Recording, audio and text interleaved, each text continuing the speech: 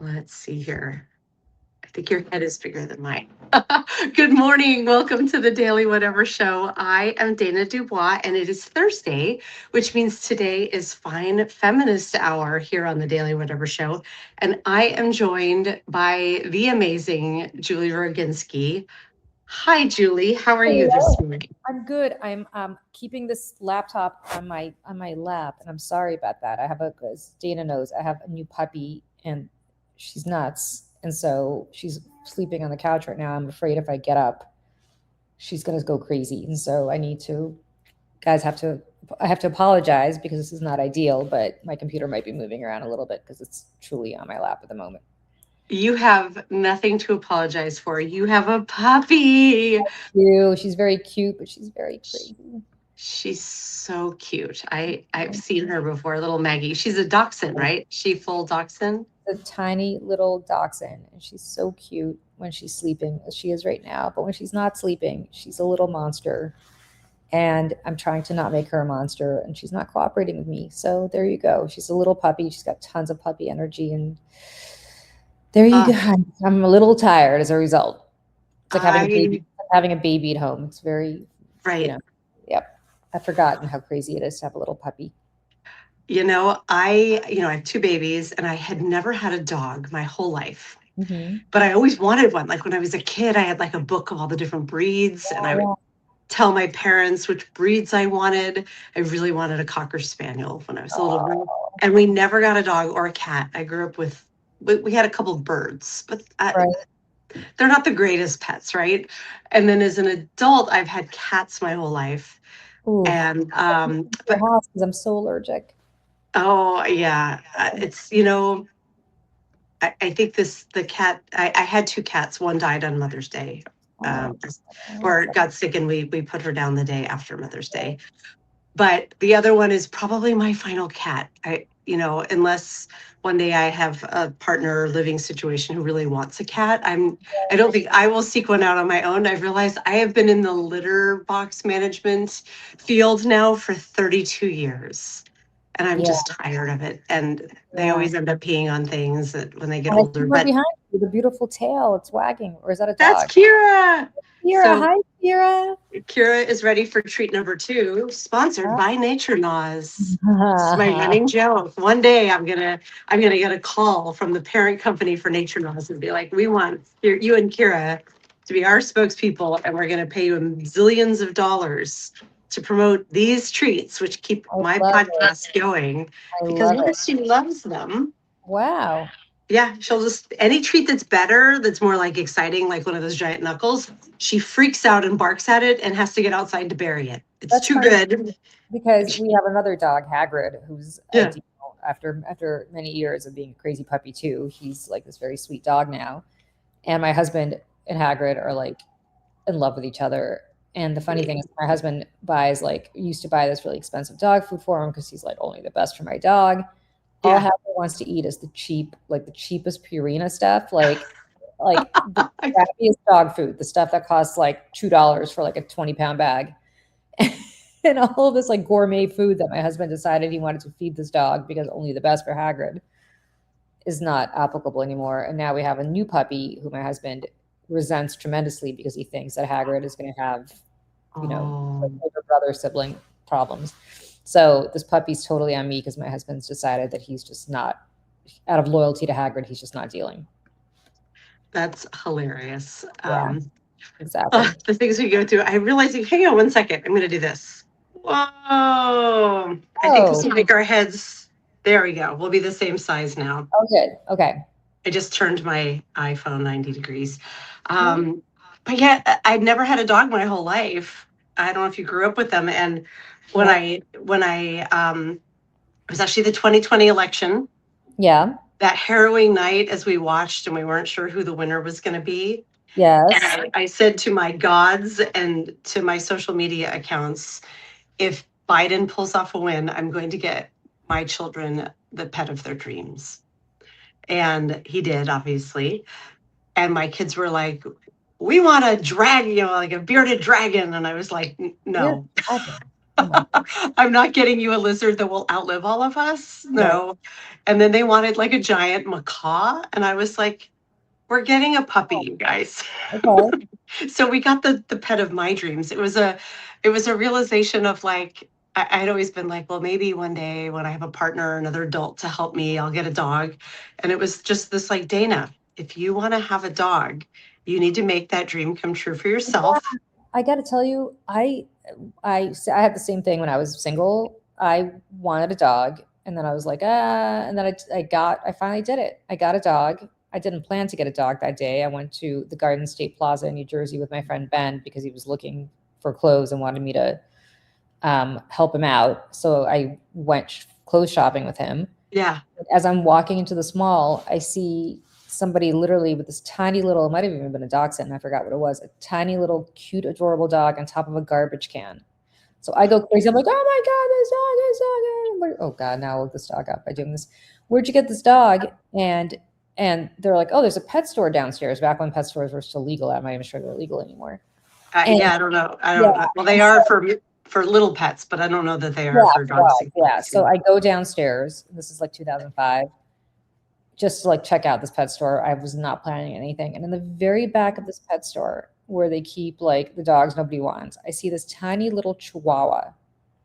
And I was like, that's it. This is my dog. And I pick him up and he immediately wraps his little paws around my neck and starts smelling. I don't know what it is about this little hollow of my neck, but all babies and dogs, I don't know why I'm giving a thumbs up, like love smelling it. Like, it's because you did this and StreamYard picked it up. Oh, I see. Okay. Well, anyway, they like smelling. Do this, Julie. I think it'll pick up your heart. It's not like can you make a heart? Let's see if it works. Do it. Interesting. So anyway, long story short, I end up with this little chihuahua who I named Grimace. And Grimace was like the love of my life. Like, I have to admit, I love Grimace more than anything else in the world. Grimace is no longer with us, unfortunately. He was like the perfect dog. And I had boyfriends and they would look at Grimace because he was like this little tiny, and by the way, he had a little like paw that went like this. So he was like, had like 3 legs basically that worked. And Grimace was the sweetest, except I think I told you Grimace almost murdered a couple of celebrities. Did I ever tell you this? No. Michelle. So, I live in New York. And back in the day, I lived in Greenwich Village, which is kind of like, if you know where Sex and the City, where her house, where her house is. So she was supposed to be on the Upper East Side in the show, but the house was actually filmed in Greenwich Village in New York, on Perry Street, around the corner from my house. And Sarah Jessica Parker lived there. Like, it was a very kind of like cool. It still is. I'm not cool enough to live there anymore. But it was very kind of like where celebrity central place to live. So I had a retractable leash, and I'm walking Grimace down 7th Avenue. Retractable leash. And he starts running on his little 3 legs. So the leash goes really far. And walking in the sort of, so he's going this way, walking in this direction is Natalie Portman. And she doesn't see the leash. And she trips over it. And literally, we were 30 seconds away. This is during when she was, I think, doing Black Swan. She was flying to the point where I was like, this is potentially going to be like a lawsuit situation, because I think she was on the verge of breaking like her neck. And oh my God. My little Grimace almost murdered Natalie Portman, who was not happy with him. And she seems like a pretty cool celebrity, like one you wouldn't really want to take out. Certainly had a lot to say about my retractable leash that day, and I don't blame her. But there were also celebrities who were not particularly nice to Grimace. Renee Zellweger, John Lithgow. Really? Yeah, they were kind of jerks whenever they see him because he had 3 legs. And Renee Zellweger's like, oh my God, it's one of her friends. She's like, oh my God, look at that dog. Look at his legs. And I'm like, oh, well, that's not okay. Who said that? Renee Zellweger. I was like, listen, Renee Zellweger, go F yourself. Like, seriously? And the same with John Lithgow. We ran into him in Central Park walking Grimace. Bridget Jones made fun of your dog? He didn't. I cannot. He just looked at him and he was like that. I was like, what? He completed you, Renee. He completed you. Oh, no, I'm talking about Renee was not. Yeah, Renee Zellweger, no bueno. Ever since then, I've had it out for her because of my little Grimace, who was perfect. So I will just. I'm taking that on your behalf, and I will not watch any films with Renee Zellweger. Dead to me. So I'm saying all of this simply to say that you should not wait for a guy to get a dog, because dogs are the You best, did not. and they're better than men, and they're better than anybody because they are dogs and they love us unconditionally, and we don't have to deal with nonsense, and they're fantastic. I love dogs. If I could have 20 dogs, I would, but I have my hands full with this little puppy right now. Yes, you do. So you might hear a little bit of barking and biting in a few seconds. Oh my gosh. Well, if she wakes up, we have to put her on camera because she is so ridiculously cute.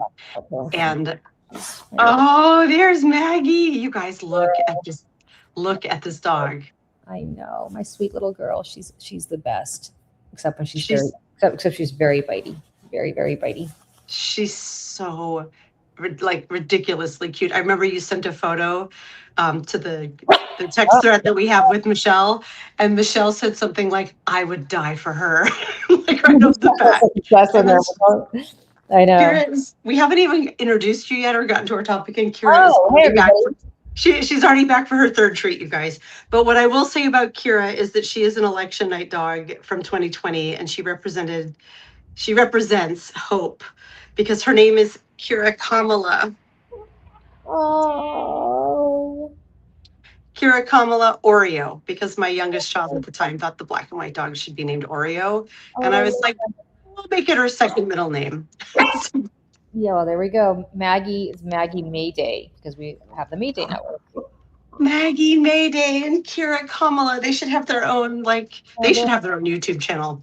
They should. They just bark all the time. Well, Kira's very barky, but this dog. She is barky and reactive. If you guys walked out in front of our house, Kira would go like DEFCON, like we're under attack. You don't seem to understand I'm protecting you. Yeah, if one starts barking, we'll probably get a little cacophony going. We have to start our days touching in about our pets. I'm really glad that we did. And also, I am really excited to talk to you about Lift Our Voices. So I'm going to shift gears a little and say, y'all, this is not just Julie, my friend, and we both love our puppies. This is Julie Roginsky, founder of the Mayday Network and Salty Politics here on Substack, longtime broadcast journalist and Democratic strategist, and also co-founder of Lift Our Voices. Am I missing any other big talking points here? Oh my gosh. And also super exhausted human, because that sounds like a lot. It is a lot. We all contain multitudes here on Substack, and we Gen X multi-hyphenates have too many things we want to do in this lifetime, right? So we're trying to do all of them. I'm going to walk. You guys can have a tour of my apartment. I'm going to walk because I think she's trying to get up the stairs. Hopefully Tuesday. Oh yeah, go. So I apologize as I do this while I'm talking to you, but go ahead, keep talking. No, this is the nature of having a live podcast, is that it's very slice of life. It's kind of analogous to working in tech during COVID, when suddenly everyone who you had to see in the workday, who was all like buttoned up and perfect haired and, all the things, would show up and their kids are running around in the background. Well, it's so funny because I, when I worked at Fox back in the day, I had an hour of hair and makeup and I did not look like this at all. Not to mention there was 20 pounds of fake hair and 20 pounds of fake eyelashes and 20 pounds of makeup. And 20 pounds of really short dresses. So once I stopped doing Fox and started doing this, as you can see, I'm not wearing a shred of makeup. People were like, holy shit. Like, you don't even look like the same human being. And I was like, that's the point. I want to go talk to young girls and be like, do you understand that everything that you see on TV and in magazines is fake? So like when you're trying to attain this like standard beauty ideal, like this is real life. What you see on TV is not real life at all. And so I love it. That's why I don't ever wear makeup anymore. I'm like, this is it. This is the real deal. And you're beautiful the way you are. And I'm not just saying that. You really, all of us are. I mean, that's the whole point. Like, you don't need, I just don't get it. Like people who just layer on like pounds and pounds of makeup to do this kind of stuff. It's like, just be yourself, just be authentic. Like that's who we all are. I have mastered the 8-minute, oh my God, it was too hard to get out of bed earlier, like smoothing of hair and some makeup so I don't look like I just rolled out of bed. but it's obviously pretty long. I just did roll out of bed. Well, not just now. I did take a shower this morning, so I want to congratulate myself for that. I did actually. Oh, I did. mine was some days night. it doesn't work out. I did blow Yeah. dry my hair, which is miraculous. As you can see, I did not bother using a brush to do it, but nevertheless, I did a little. Yeah, I mean, Bravo. I know. That's the most I have accomplished much this morning, but not anything as massive as getting in the shower and blow drying my hair. Julie, there are days when I am sleeping so little and have so many things to do that I'm just like, I literally don't have time to brush my hair. The things that go, I did use my hot brush this morning for approximately 45 seconds to take the massive frizz off. I am very much due to get my hair cut and colored. It's not even really red anymore. I hate it, but next week I will have red hair again. It'll be majestic. Do you color your own hair? No, I have before, but I'm going to someone to do my hair. Oh, nice. Okay. Yeah, the bleach and stuff, I don't do that myself. But you've got great hair. You've got a ton of hair. I love. I do have a ton of hair. I have great hair and great boobs. That's all. That's what I've got going for me. I love it. I wish I had great hair. I have very thin, kind of fine, and I've been taking minoxidil. Yeah. I'm just being very real today. I've been taking minoxidil because I started losing, like after COVID and during COVID, like clumps of hair would fall out. And all of a sudden right here, like look at this little receding hairline. So I started taking minoxidil, I want to say like 6 months ago, and it's great. Yeah, it's working. So for anybody who has like concerns about their hair falling out for age reasons or whatever else, like try minoxidil because it's really it's good. See, Julie, these companies should be paying us right now to be having this conversation.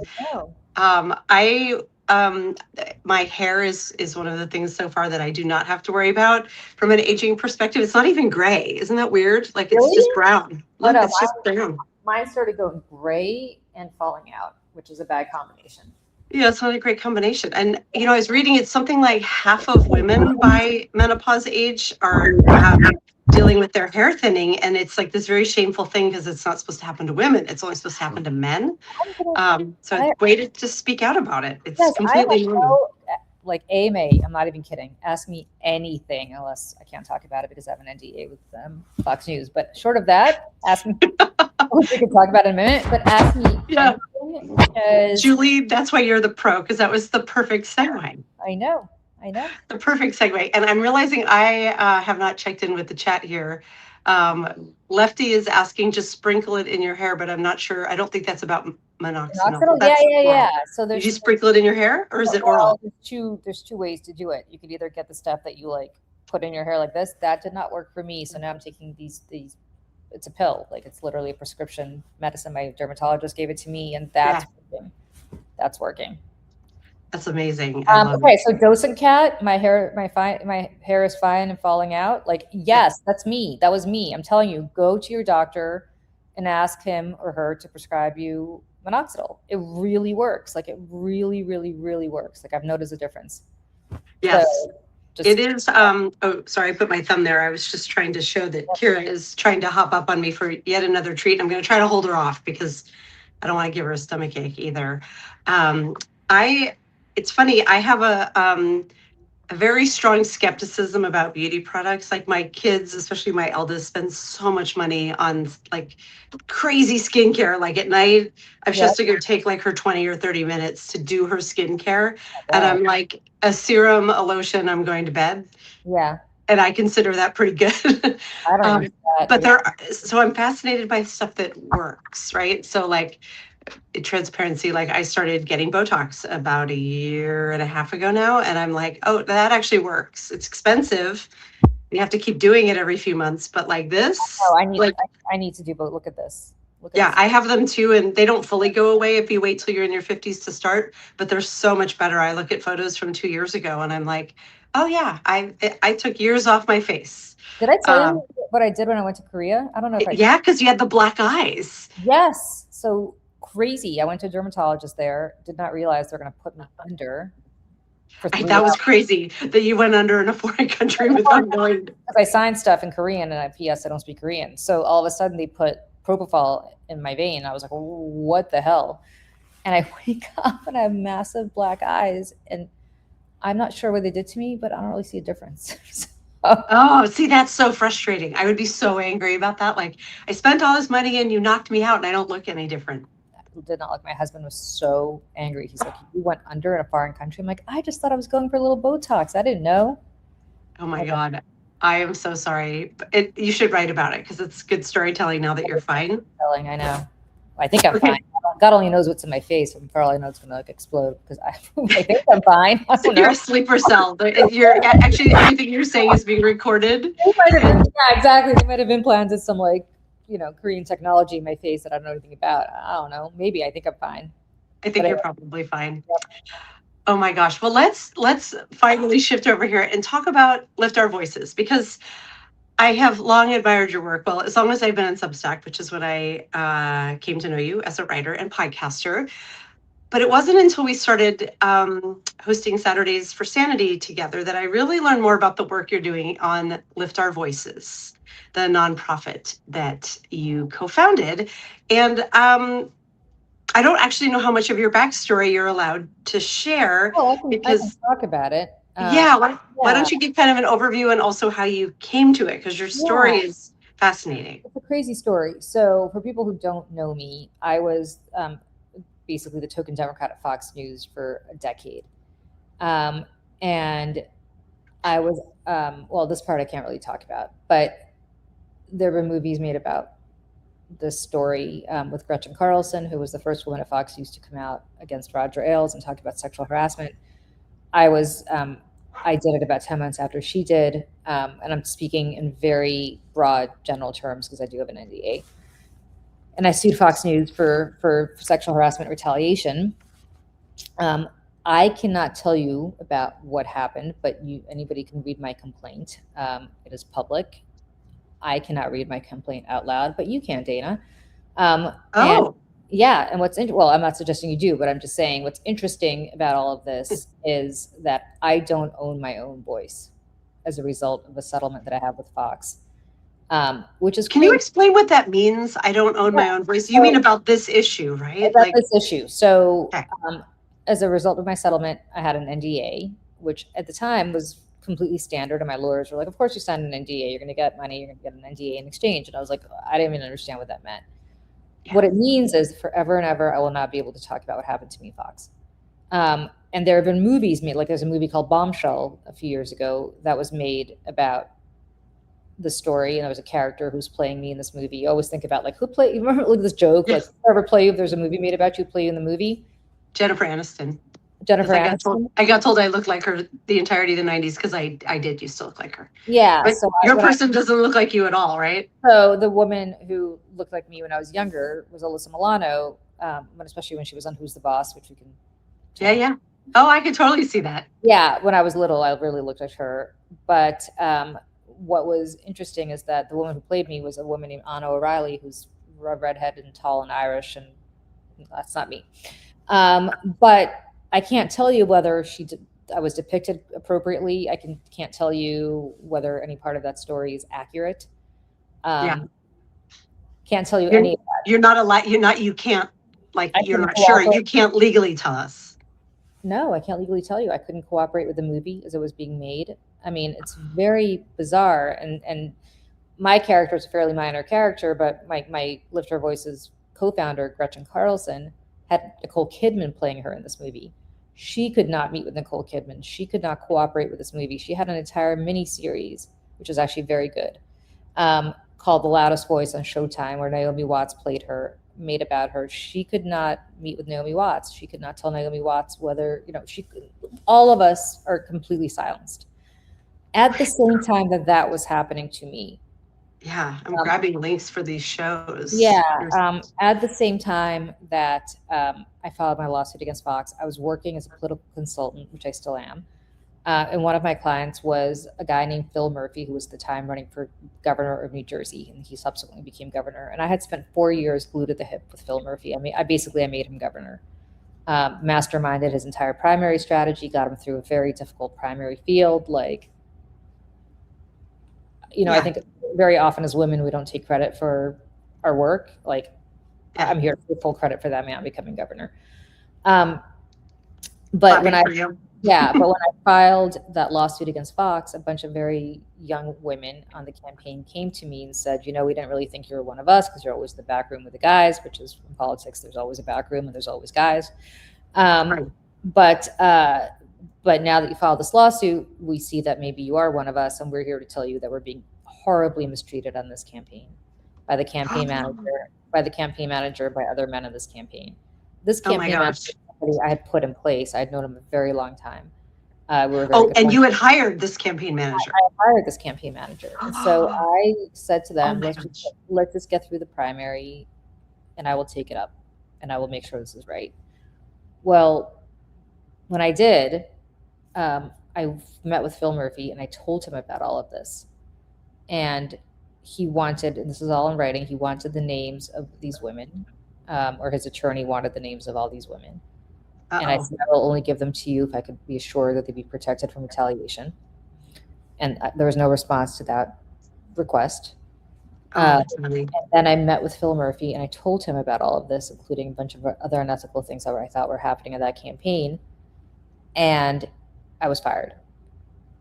And it was the only job I've ever been fired from, aside from a waitressing gig I had at the Boston Museum of Fine Art, from which I should have been fired because I could not make cappuccino to save my life. And a lot of people want a cappuccino. We all have our pluses and our minuses. Yes, my minuses, I was a horrible, horrible waitress, which is too bad because that's a good gig when you're in college. But anyway, so those are the only two jobs I've ever been fired from. Wow, they fired you for insisting that you protect these younger women. And not just fired me, but immediately upon firing me, and just so you guys know, Mark Elias was the attorney for the campaign, and he deployed one of his main guys, a guy named John Burkon, who is the attorney for all sorts of Democratic causes. John Burkon immediately reminded me that I was bound by a very stringent NDA.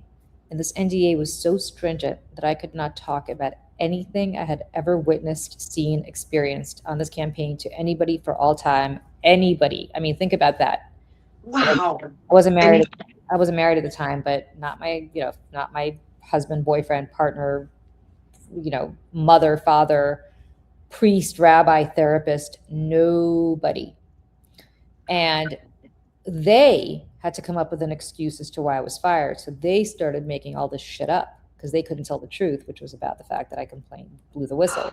So what did they say you were fired for? They accused me, first of all, it was all kind of sub rosa, right? That I was improperly handling money on the campaign. I didn't have access to the checkbook. So there was that I was leaking information to one of his adversaries. Then it was that I was sleeping with one of his political adversaries. All of this was, when I say beyond false, like beyond false. That is beyond the pale. I went to Murphy. I didn't know the details of all of this. I went to Murphy and I said, hey, Phil, I'm 44 years old. This was how old I was at the time. Like, maybe stop having your guys spread rumors about the fact that I'm sleeping with people. Like, I thought we were beyond that at this point in my life. And we're never beyond that. Well, we're never beyond that. And he just smirked. He didn't do anything. And in that meeting, I had warned him that if he didn't get the situation under control, something really bad was going to happen. And indeed, about 8 months later, a woman who had volunteered in that campaign, a very young woman named Katie Brennan, came to me and said, hey, I was raped on this campaign. And I need your help. And I said, yes. Oh my God, I just got goosebumps, Julie. Yes, Rosie. Mark Elias has been fighting Trump's election denial cases, also fights to keep women completely shut up about bad experiences. This is awful. I do want to jump in for 1 second and say, it's starting. Please, everyone, send up hearts for this. That signals to Substack that people should come here. And I have noticed that this show tends to be less trafficked than our other 4 days. And I think it's because it has feminist in the title. I'm not taking feminist out of the title. But if you all could send up hearts, I want the world to hear this story. So thank you to everyone who's putting hearts in there. Yeah. Let's keep going. So here you are, you've been fired. A woman has come forward. This woman comes to me and says, I was raped on this campaign. I need your help. And I had to make a decision. I could not help her because I was bound by this NDA. And by the way, being threatened consistently by lawyers, including John Burgon, remember that name, somebody who works for Mark Elias, Okay. that if I were to speak out, bad consequences would happen. They were dropping subpoenas with my doorman. They were doing everything they could to intimidate me from helping this woman who had been raped, allegedly. And at every turn, when she appealed to Phil Murphy's staff, including John Burgon, she was rebuffed. And they did not care about what happened to her. They just cared about protecting themselves. And of course, at that point, it was the darkest day. Dana, I don't think we ever talked about it. It was the darkest day of my professional life to have a woman crying on the phone, begging for help, and you cannot help her to the extent that you want. I gave her some help. I told her, why don't you call the governor directly? I know you've been dealing with his people, but give a call to him. She did. He totally blew her off. She texted him. He said, I'll call you, I'll get right back to you. Did not get back to her. Sent John Burgon to bullshit her. She was completely rebuffed. And she ultimately ended up suing and winning $1 million in a settlement because of this. But what this said to me was, I said, there ought to be a law. Like, when you're like, there ought to be a law, there ought to be a law. Like, you cannot do this to women. You cannot prevent them from coming forward about sexual assault or sexual harassment. And you cannot prevent witnesses to bad behavior from helping survivors, which is what I was basically being prevented from doing. I was prevented from helping her to the extent I wanted. And so I called my old friend Gretchen, and I said, Gretchen, we got to start an organization. We got to pass laws to prevent this from happening. And we did. We went to Congress and we passed a law, and it's called the Speak Out Act. You make that sound so simple, by the way. It was very hard. I have to say, it was not easy. I'll tell you something, you have to be pragmatic in the way you work. The big champion of this law on the Republican side was Lindsey Graham. Really? Yep. Lindsey Graham. What year was this again? 2022. We went the White House. Okay. The president signed, Biden signed it, obviously. But it was Kirsten Gillibrand and Lindsey Graham, and Marsha Blackburn. I mean, like, there are people who were great on this issue, and a lot of it had to do with my telling my story to them, and they were like, "Holy shit! What do you mean you couldn't help a rape survivor?" Right.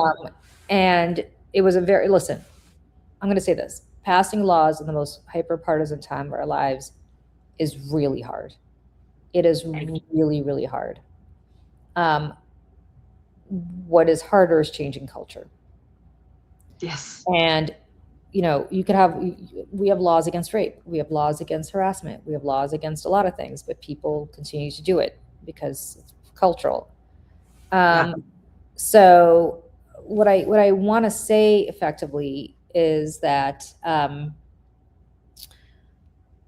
the only reason I'm able to tell you the story about Phil Murphy is we also passed a law in New Jersey specifically to ban NDAs for all toxic workplace issues. And there's a similar law that we helped in California and in Washington State. Your state, actually, Dana, has the strongest NDA ban in the nation.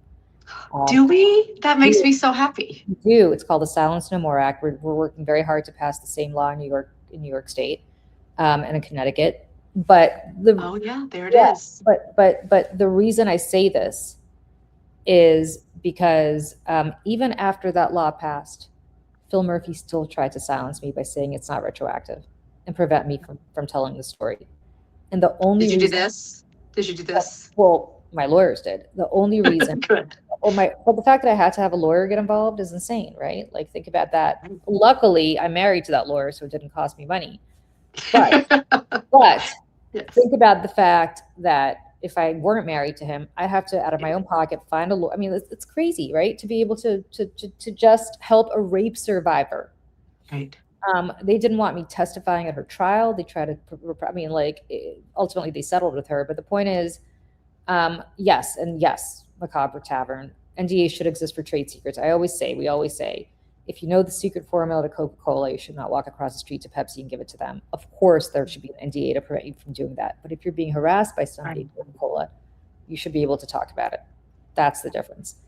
Sorry to Coke, which I'm not suggesting people there are harassed more than anywhere else, but or racially discriminated against, or gender. I mean, it's not just about harassment, assault. It's about every protected class, right? There are people who are tremendously harassed because of their LGBTQ status, or racially discriminated against, or discriminated against based on disability or age or religion. I mean, this should apply wholesale. And so the reason I say all of this to you guys is to say that the only reason I'm able to tell you the story today is there was so much publicity about this that Murphy politically had to release me from my NDA, but it took years. I mean, years and lots of sleepless nights. And he destroyed my career in New Jersey in the process. I've only now got it back because he's no longer governor. But while he was governor, he was doing everything possible to prevent me from working there and making money there, despite the fact that, again, I'd gotten this guy elected. And so,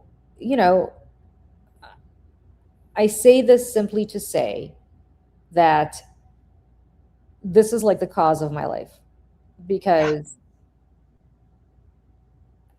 there's a lot of things that we do in our life, but there's nothing I'm more proud of, aside from giving birth to my son, and I never will be more proud of than the work that I'm doing here. And I know we don't talk much about it on I don't talk much about it on Salty. We talk much more about politics. We talk much more about culture. And I'm so glad you're doing this show, because this show is the perfect place for it. Yes. But you guys, a couple of things I do want to mention. Yeah. If you have a contract, if you have a any kind of onboarding paperwork, I don't care how long it is. If you have an employee handbook, a manual, like if you work anywhere, please go to liftourvoices.org, which is our website, and on it you will find a free to use, first of its kind AI tool that has been specifically designed to give you to analyze these workplace contracts, documents, onboarding paperwork, handbooks, manuals, everything. And it in very plain layman's terms tells you what parts of it you should be concerned about, what it does, what it prevents you from talking about, what it prevents you from suing, because a lot of people are bound, if you don't know this, by forced arbitration in the United States, which means that they can't go to court. They have to go to the secret chamber of arbitration, and the arbitrator always typically rules on behalf of the company, because that's who's paying him or her, but typically it's him. So we passed a law. Also, the first law that we passed, which is the harder law to have passed, was the Ending Forced Arbitration for Sexual Assault and Sexual Harassment Act, which means that if you are bound by arbitration, as 84% of Americans are, which you may not even know about. I did not know that. That's a shockingly high number. Dana, I know where you work. You are bound by arbitration, most likely. I have no doubt about that. I'm bound by everything. But my point is, if you have been subjected to sexual misconduct, you now can go to court, and you don't have to go to arbitration. And I strongly recommend that you take the option to go to court, no matter what the company tells you to do, because the odds of you having you will be more successful in the court of law than you ever will be with an arbitrator. So those are the two laws that we passed. But please go to liftourvoices.org. It is completely confidential in that we don't keep your data, we don't keep your information. The AI, this is one of the few times where I could say it's AI for good. Yeah. This is a wonderful use of AI. Like, absolutely wonderful. Thank you. Worth every drop of water that it's using, right? Like, and it comes nowhere near the kind of egregious misuse we're seeing, especially with passive AI use just being integrated into everything. Do not hesitate to use this tool.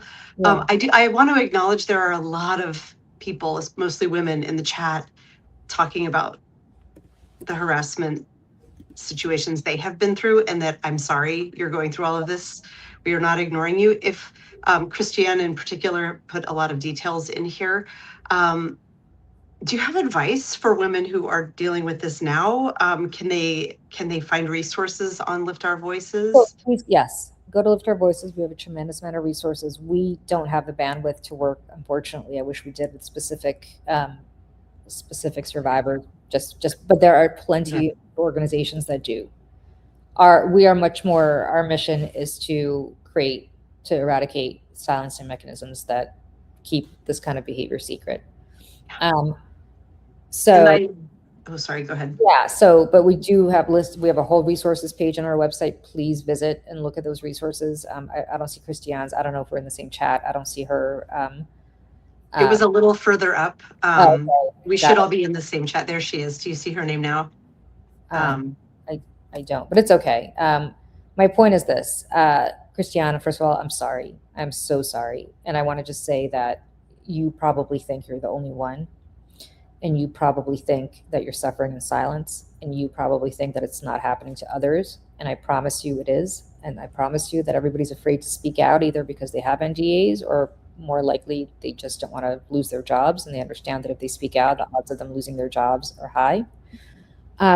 It is very hard for me to give people call us. I have spoken to probably, I don't know, thousands of women over the last decade that I've been doing this. It's going to be 9 years since I left Fox. And I left Fox in a blaze of glory, in the sense that when you're on TV and you're high profile, like, you wake up to being on the front page of the New York Times with these allegations, which is really unsettling. And I think it's something that I shouldn't have been shocking. I should have, of course, anticipated it was going to happen. But still, I was having paparazzi chase me down the street. I couldn't take my son, who's in preschool at the time. I couldn't take him to preschool because I so was worried about him being on the cover of a tabloid or his face caught in some, TMZ type thing. So that was really hard. It was awful. It was awful. But what it did was, I was blessed because it gave me a megaphone, because people are much more willing to listen to people who are celebrities, bless you, than they are to others. So what I would say to you is, coming forward was really hard. And I understand why a lot of people don't come forward. I had another gig. I was always a political consultant in addition to being on TV. So I just went back to doing what I was doing.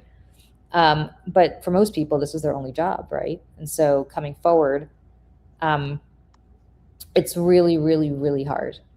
And I don't have particular advice about what you should do, because it's only you know your specific circumstance, only you know your specific financial ability to withstand losing a job. Because when you go to HR, the only advice I would tell you is, HR is not your friend.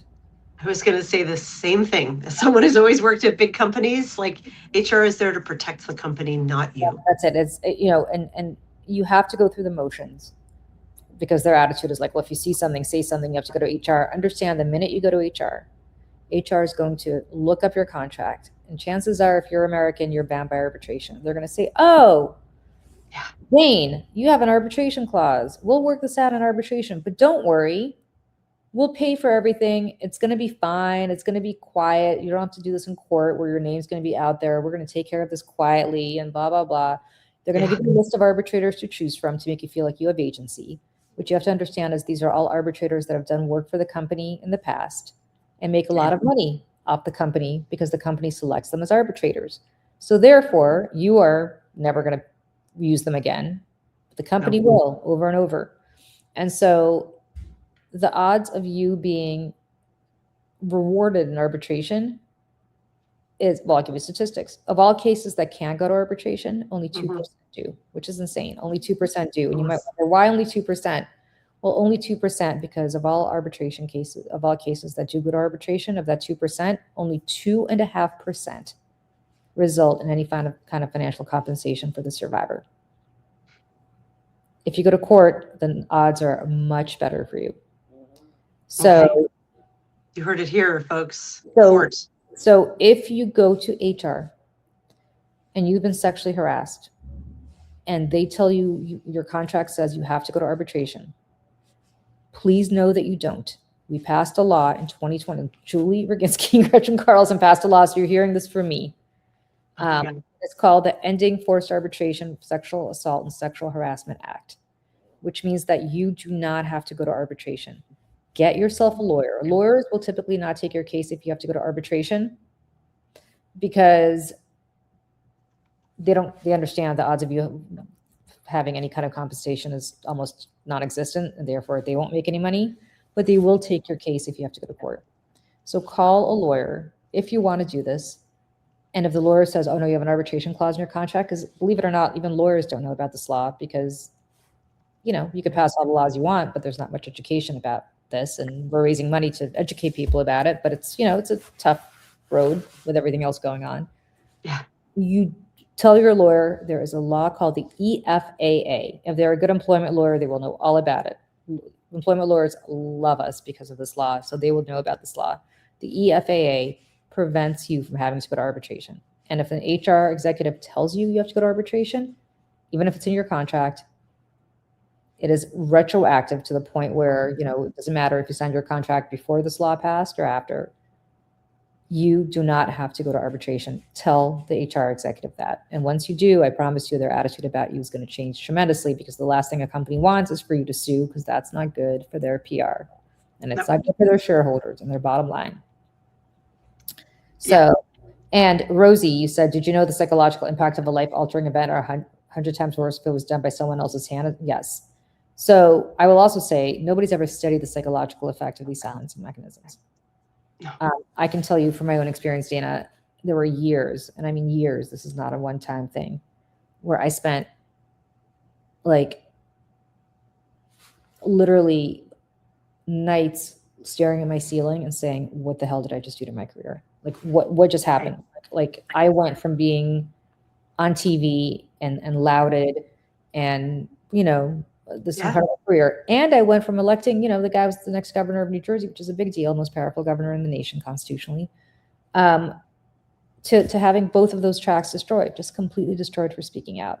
And you sit there and you're like, holy shit, I have a kid to support. I was a single mom at the time. And I have a mortgage to pay, right?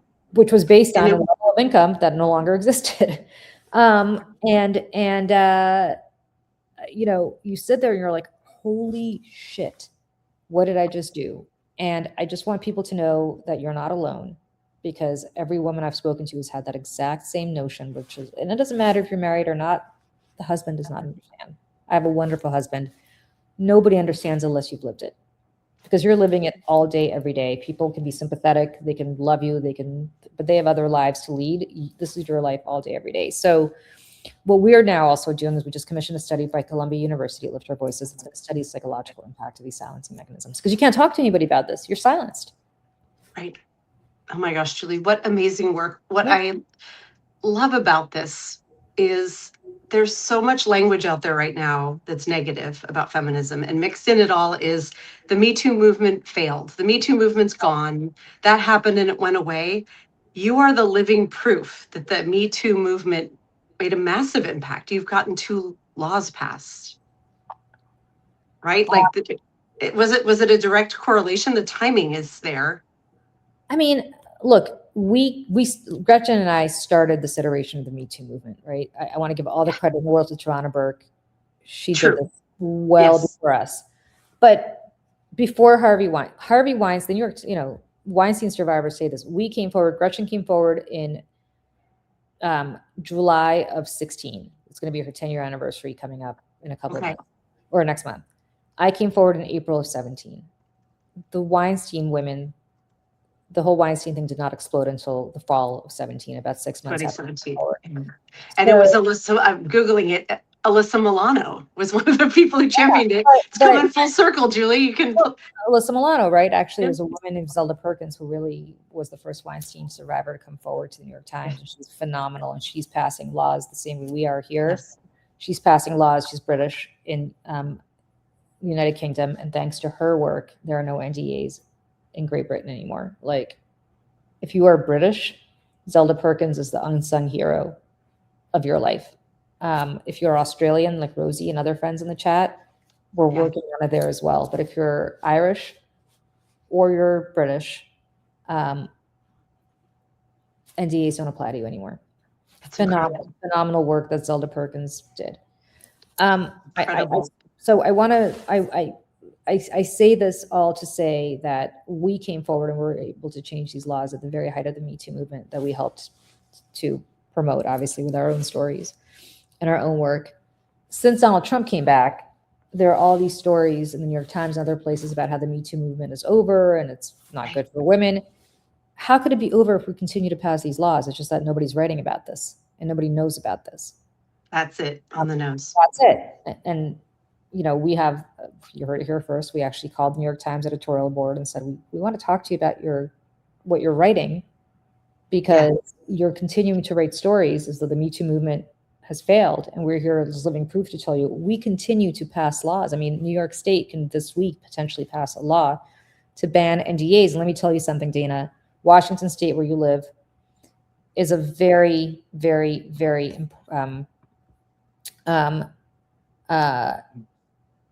you know, a small state. It's not a large state in the sense that it's not California, it's not New York, Right.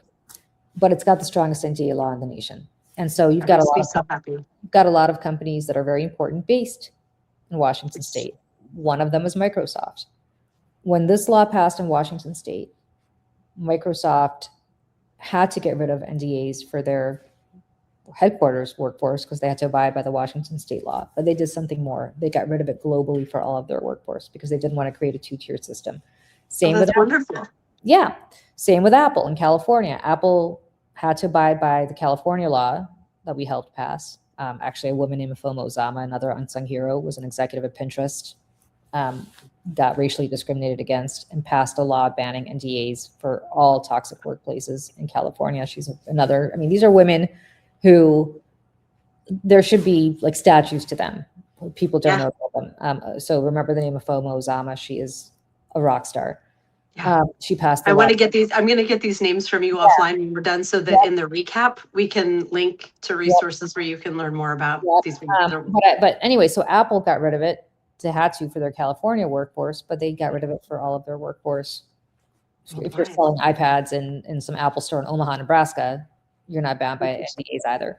So I say all this to say that if we pass this in New York, think about all the companies that are domiciled here in New York. Yeah.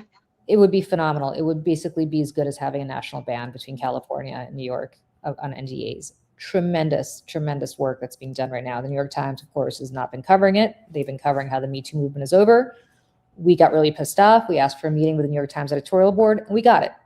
So a bunch of us. I take back the flip-flops. We got it. So a bunch of us who are survivors, including Katie Brennan, who is the woman who inspired my work in this, who had gotten raped, who now is an assemblywoman. She ran for office and she won. She's on the legislature in New Jersey. So that's a big middle finger to Phil Murphy, who's no longer there. She's now a rock star politically.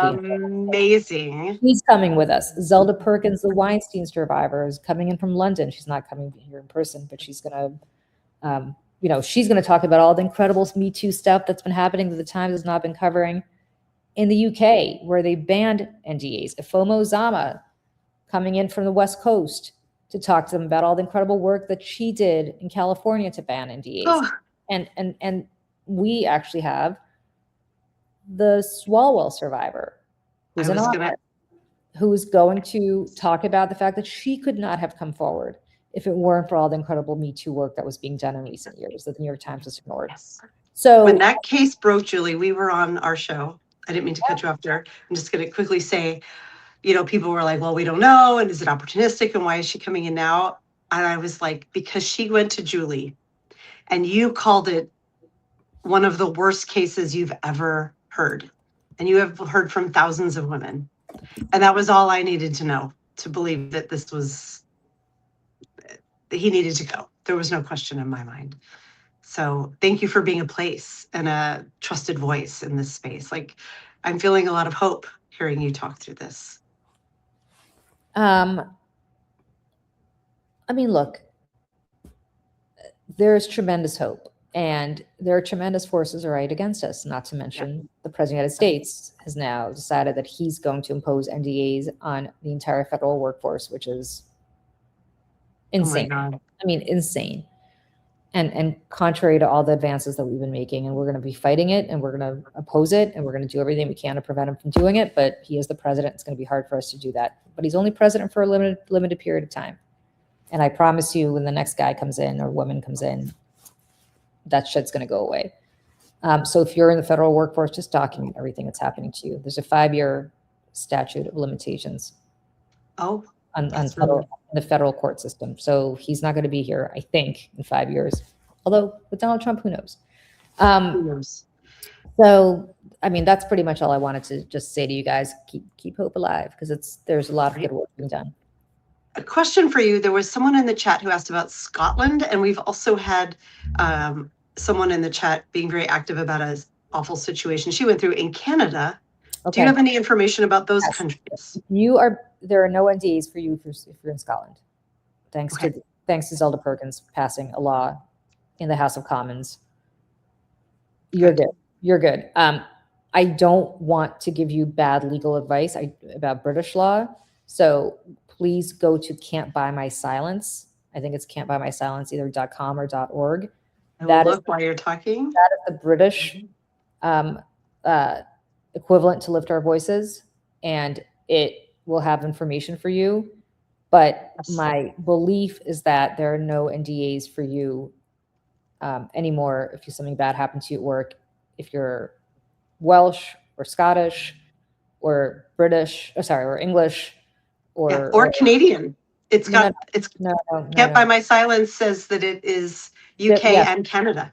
They are, but Canada did not pass this law.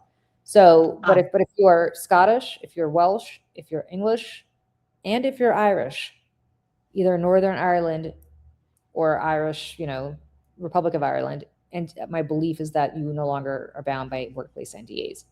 Does not apply to Commonwealth nations, Rosie. I wish it did. There are wonderful people in Australia working to make sure that we ban NDAs in Australia too, but not yet. And Canada has not done it yet.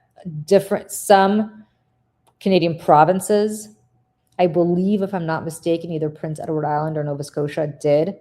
But I don't want to talk out of my, I'm not sure about that, but I am pretty sure about the United Kingdom and Ireland, that they no longer have NDAs, regardless of where in the United Kingdom or Ireland you live. And we're working on it here in the United States. I know there's a woman named Julie McFarland who's working on it in Canada. And there are women working on this in Australia. And I can't speak to the non-English speaking kind of nations and what they're doing there, because NDAs are a global problem. They apply. I know in France they have them, and elsewhere we just don't have the bandwidth to do it everywhere around the world.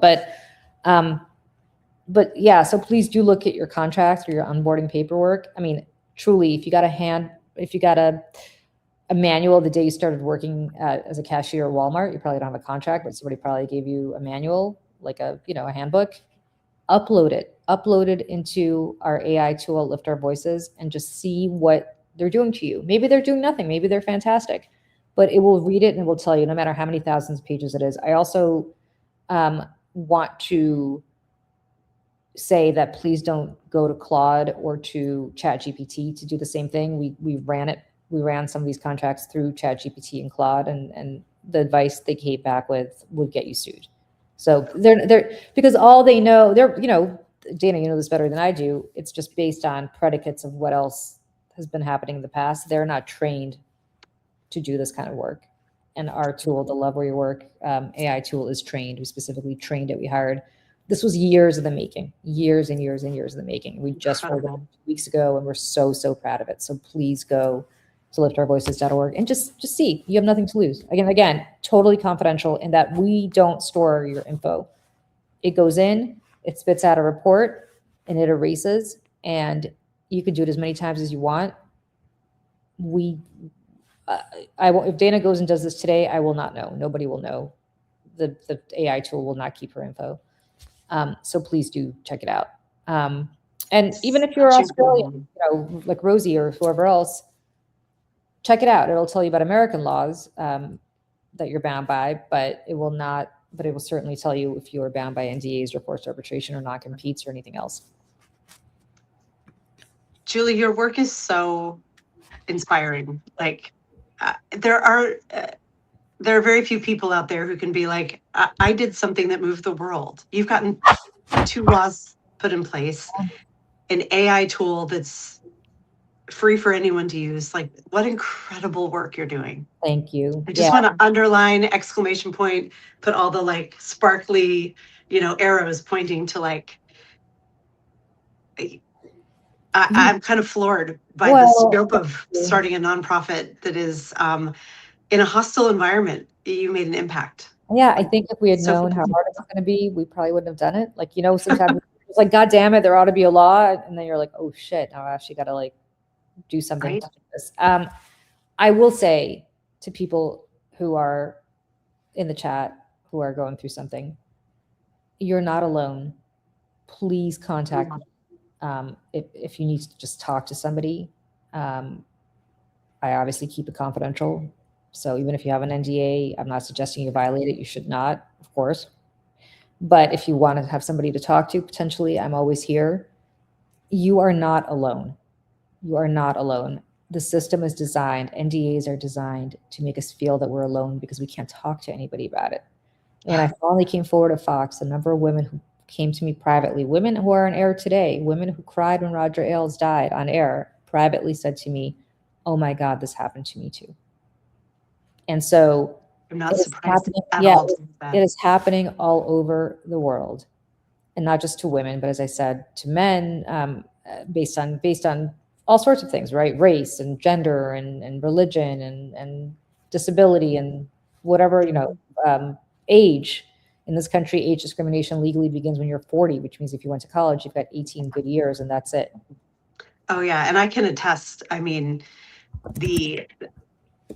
I feel 100% certain, or let's say 98% certain, that if and when my time comes at my corporate job, I will never be hired for another job. I'm simply, Botox or not, I am simply too old, because the way I think the world moved, but also like being an older candidate, I have never gotten through an interview loop that since I've been over 40, if there has not also been someone over 40 on that loop, I've never gotten through. Yeah. Yeah, So, that's why I volunteer for a lot of interviews where I work, because I'm like, I want you to see a woman well over 40 representing this company. of course. And I've had to speak out in so many debriefs when people will make these subtle ageist comments that I'm like, nope. Of course. Yeah. So yeah, I have all these thoughts going through my head. We're over the top of the hour, so I'm going to pause this and just say, to be continued. We have many more conversations to have. I believe we're going to be on together on Saturday for Saturdays for Sanity. Yes. Speaking of people who laugh that I'm Julie Gump, boy, do I have a Julie Gump story for you guys from my Yankee game last night. With Julie Gump, is that what you said? Well, there's a joke that I always have these crazy, like I always end up in situations with like Tony Danza, right? With like random celebrities, like Forrest Gump, with like Forrest Gump was like ending up in like random, historical events. People in our chat on Mayday always joke that I'm Julie Gump because I have these crazy like the Tony Danza dog story or anything else. I have a great Julie Gump story from my Yankee game yesterday, and I will bring receipts so you see that I'm not making it up. But oh my gosh, I cannot wait. So Julie and Michelle and I, and possibly Lawrence, I haven't had a chance to touch base with him yet, but we will be live together Saturday morning at 10 a.m. Eastern, 7 a.m. Pacific time, same as the Daily Whatever show. It's called Saturdays for Sanity, and it is a culture focused show, not a hard hitting news show, though I feel like we almost always veer into the news, but with a lighter, more conversation. Oh yeah, I have a very funny, light kind of story from yesterday, which I will show you about and bring photographic evidence of. Oh, yes, fabulous! Yes, I will keep it I did not text you this, Dana, yesterday. I was this close to texting you this, and then I'm going to save it for Saturday. Oh, I can't wait. Yep. So, Julie, thank you so much for coming on Fine Feminist Hour. Thanks to everyone in the chat. So many of you shared such vulnerable stories. I know we couldn't read about all of them on air, but please know that we read them. Actually, I might have missed some of them because I see now my window is crashing the chat for the third time. Substack, if you could get on that. We have a very active chat. It's in your best interest, Substack, to have the bandwidth to not let these chats crash all the time. It would also be great, Substack, if you would capture the chat so that when we share the rebroadcast, we can see all of all of the comments going by, because so many interesting ones always come in. But today they were very heartfelt. I am sorry to all of you who have had these awful lived experiences. And Julie, I'm just so grateful for the work you're doing to try to make the world a bit better for all of us. Thank you. Thank you. You're not alone. That's all I want to keep saying to people. Please don't despair. I get the 3 o'clock in the morning despair thing. We all get that anxiety in the middle of the night.